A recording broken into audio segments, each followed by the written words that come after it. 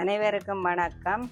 இன்றைக்கு இஞ்சியில் ஊறுகாய் ஒன்று செய்து காட்ட போகிறேன். முதல்ல இஞ்சி துப்புரவாக்கி எடுத்து இப்போ சின்ன சின்ன துண்டுகளாக வெட்டி வச்சுட்டு மிச்ச வேலைகளை பார்ப்போம்.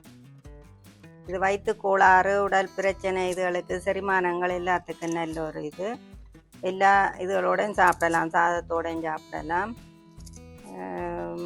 இட்லி தோசை இதுகளோடையும் சாப்பிடலாம். இது வித்தியாசமாக இருக்கும். எப்படி செய்கிறதுன்ட்டு பார்ப்போம்.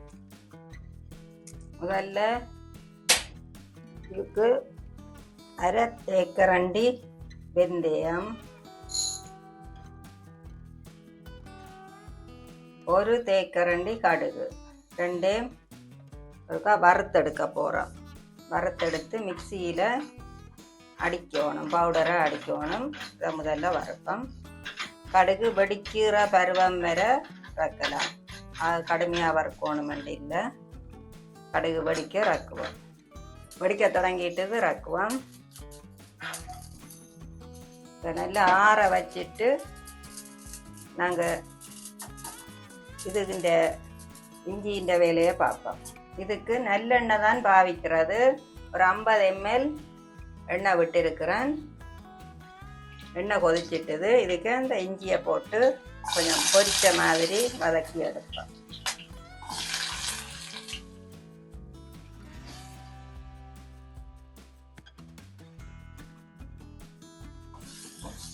நல்ல வாசமாகவும் இருக்கும்.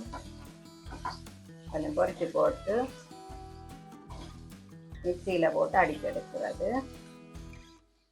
இது 250 கிராம் இஞ்சி எடுத்திருக்கிறேன். இந்த இஞ்சிக்கு தேவையான அளவு புளி, இது கொட்டை எடுத்த துப்புரவாக்கின புளி, இதே இதோட போட்டு இதே வதக்குவோம். இன்னைக்கு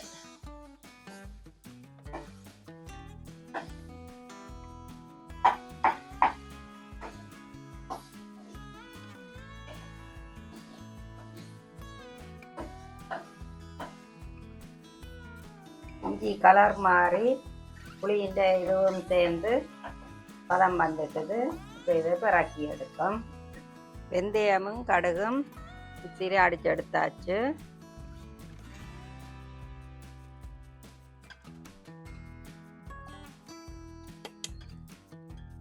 அதே கப்புக்குள்ள நாங்கள் இந்த இஞ்சி இதையும் போட்டு அடிப்போம். எண்ணெய் இல்லாமல் வடித்து எடுக்கணும்.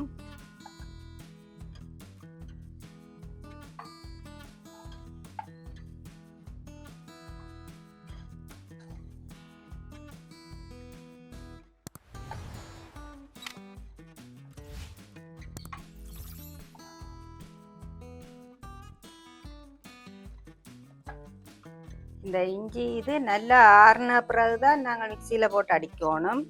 இதுக்கு நான் கட்டி உப்பு தான் சேர்க்கிறேன். கட்டி உப்புண்டபடியாக இதுக்கே போட்டு அடிக்க போகிறோம். மற்ற இதுக்கு தண்ணி ஒன்றும் சேர்க்கக்கூடாது. தண்ணி சேர்த்திங்கன்னு சொன்னால் இஞ்சியும் சில நேரம் பழுதாகிற இதாக இருக்கும்.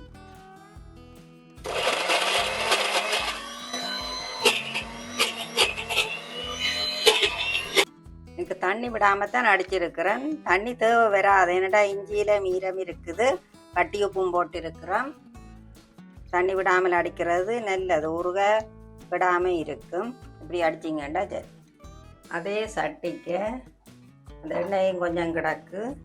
இன்னும் ஒரு 50 ml நல்லெண்ணெய் விடுறேன். ஊறுகாய் எல்லாத்துக்கும் பொதுவாகவே நல்லெண்ணெய் தான். நீங்கள் நல்லெண்ணெயே விட்டு செய்யுங்க. எண்ணெய் சூடாறினதும் ஒரு தேக்கரண்டி கடுகு போடுறேன்.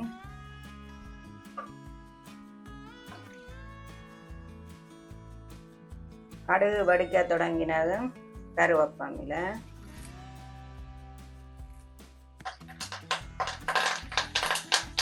அதோட இதுக்கு தேவையான மிளகாய்த்தூள் போடுவேன்.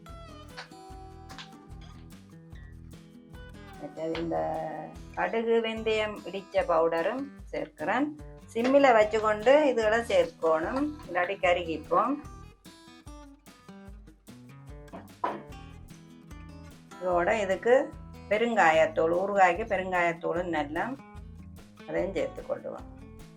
கட்டி இருந்தால் நீங்கள் இதோட இஞ்சியோட போட்டு அடிக்கலாம், பவுடர்ன்னு சொன்னால். இப்போ இந்த இதில் போட சரி. தூளெல்லாம் சேர்ந்துட்டுது. இப்போ நாங்கள் அடித்து வச்ச இஞ்சி கூட்டை இதோட சேர்ப்போம். எண்ணெயில் நல்லா பொரிஞ்சு வர நல்லா இருக்கும்.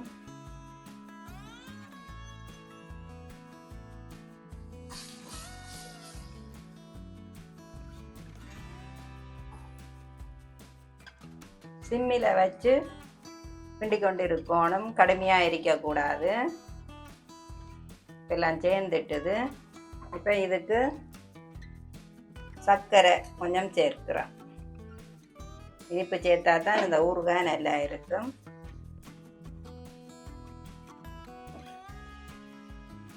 இனிப்பு, உரைப்பு எல்லாம் சேர்ந்து நல்ல ஒரு ஊறுகாய், வித்தியாசமான ஊறுகாய்.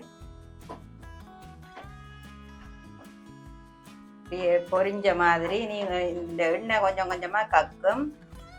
எண்ணெய் வெளியால வர தொடங்க நாங்கள் நிப்பாட்டுவோம்.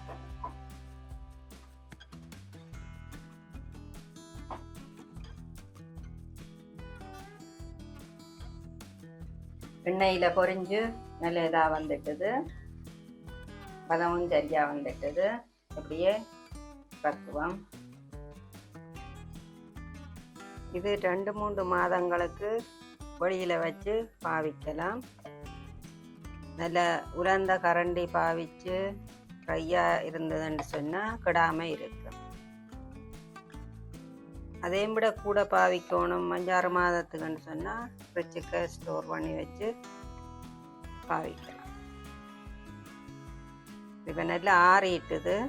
ஆறினா பிறகு தான் ஒத்தலுக்கு போடுவோம். வாசம், டேஸ்ட்டு எல்லாம் அந்த மாதிரி கிடக்குது. இதோடையே சாதம் சாப்பிட்டுடலாம், அப்படி இருக்கு. நீங்களும் இதை ட்ரை பண்ணி பார்க்கலாம். வாழ்க வளமுடன். நன்றி, வணக்கம்.